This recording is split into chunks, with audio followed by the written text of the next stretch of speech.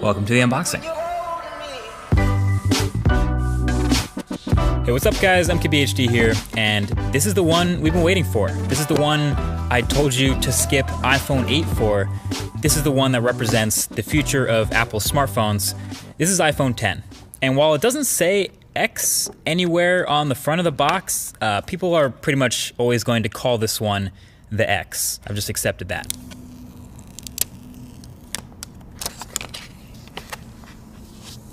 So this is your first look at the unboxing experience, and spoiler, it's pretty much exactly the same as iPhone 8 was, and almost every other iPhone. Headphones, adapters, stickers, it's all in the box, but I guess it's a good thing there's no surprises here. And so you can see right here off the bat, it's a really shiny, chromy, reflective phone. This is the silver one, and you can see how shiny the sides are. The space gray one though is a bit more toned down. And so the only thing that was actually new during the setup of iPhone 10 is now you set up Face ID during first boot instead of the fingerprint Touch ID. But yeah, this is brand new, and it's been a couple weeks since we last saw this phone at that Apple event, so seeing it again for the second time is kind of a reminder of all the things that are new about this thing.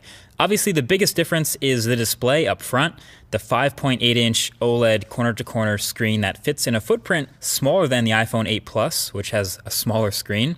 So naturally, pretty much all the focus is going to be on that, and the notch at the top, and how apps handle it, etc.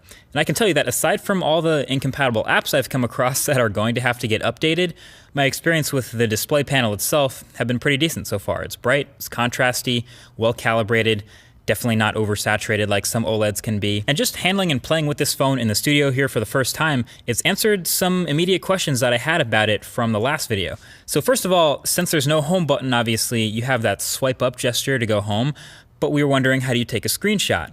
That is power and volume up. So that's the new screenshot combo for iPhone 10. And then since holding the power button now goes to Siri, how do you turn the phone off? Well, it's going to be long pressing the power button and volume up key, and that'll get you to see that power off menu. So those are two new key combos to memorize there. And then of course I was reminded of how many gestures there are now to memorize. Obviously when you get rid of a button, there's a whole bunch of swiping and gestures to replace it. So there's the multitasking and app switching motions, which are pretty similar but both kind of useful in their own way. Depending on how you use the phone, really. That's on top of the screenshot and power off combos, plus long holding the power button for Siri and double pressing it for Apple Pay. But basically there's a lot going on, and if you're gonna make a phone that's all screen, obviously you have to be able to do it all without a lot of buttons. Anyway, one of the biggest differences between iPhone 8 and iPhone 10 is the new front-facing camera suite up at the top in that notch. The IR blaster, the depth sensor, etc. And all that enables a couple of new things with this phone. Number one is obviously Face ID. The setup, like you saw, was pretty quick and painless, and it's been working pretty well since then for unlocking my phone. Now, I've only really had this phone for a day like the rest of press, but so far in this time, it's been fine, and it works as advertised as far as being smart and not easily spoofed. You can see the little lock under the time when the phone is locked, and basically instead of placing your fingerprint, the phone will not unlock until you look at the phone like you did during the setup process. And then once you do, it's pretty quick to unlock. You can see the little thing open, and then you can swipe up to open your phone.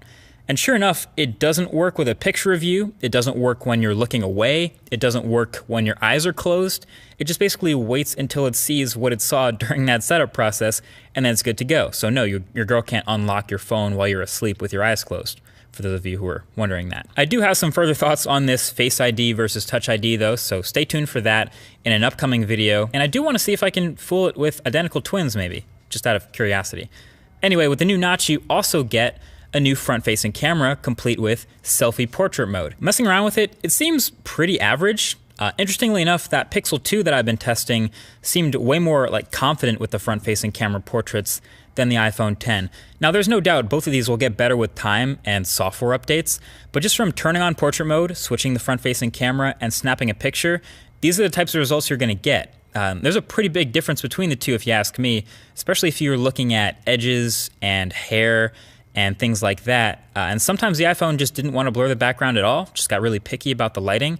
But that's something, again, we'll be testing a lot more for the full review of this phone. Oh yeah, and the new front-facing camera suite will get you Animojis. So yeah, you can see in these Animojis, the physics of things moving around is actually pretty on point. So if you're into it, you can map your face to a cartoon animal head and send it to someone in iMessage. But you still can't edit tweets though. So overall, there's a lot to test with the iPhone 10 now that I have it in my hands finally. As a matter of fact, definitely leave your thoughts right below that like button with things you want to see in the full review. Most likely things like battery life, camera quality, app performance, all that good stuff. But don't let me miss anything. But until then, definitely get subscribed for the upcoming videos on the channel. Thanks for watching, and I'll talk to you guys in the next one. Peace.